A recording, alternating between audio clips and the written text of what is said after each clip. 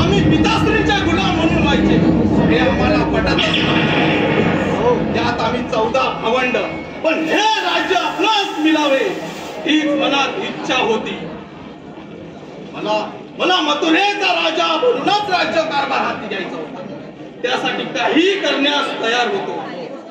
माझ्या अर्धांगणीचे पिता जारासंध यांच्या मदतीने मी उग्रसेन राजाला राजगादीवरून हटवून कारावासात टाकले आणि सुरसेन राजाचा राज्यकारभार हाती घेतला आणि मी राजा झालो. मथुरेचा कंस राजा झालो.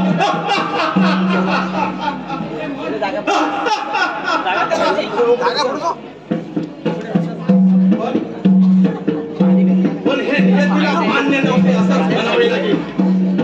स्वतःच्या अस्तित्वाचा शोध घेता घेता काळाने मात्र माझ्या जन्म घेतला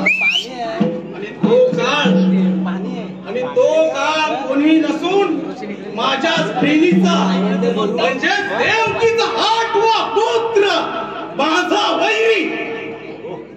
हे कसं शक्य आहे?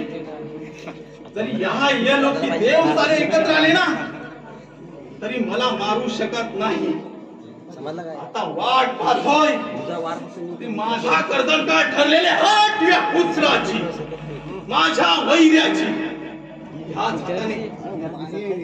ह्याच हाताने मी देवकीची 6 बाळके मारली आणि 7व्या बाळाला आकाशात विजयाप्रमाणे कडकडाट केले. आता वाट पाहतोय ती फक्त माझा वैरी ठरलेल्या कर्दन काळाची. तोही थोड्या दिवसात जन्म घे. मग ह्याच हाताने आणि ह्याच पायाने त्याचा चेंदा बेंदा करून त्यालाही अंगसत्री पाठवतो. मथुरेचा राजा कंस म्हणतात मला.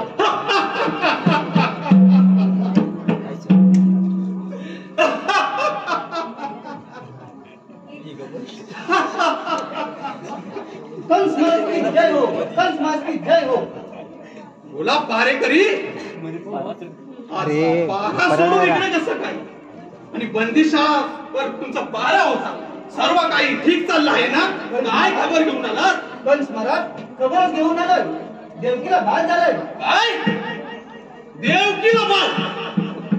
माझा वैरी देवकीचा 8वा पुत्र माझा वैरी जन्माला आलाय. चला पारेकरी बंदी शाळेवरती जाऊया.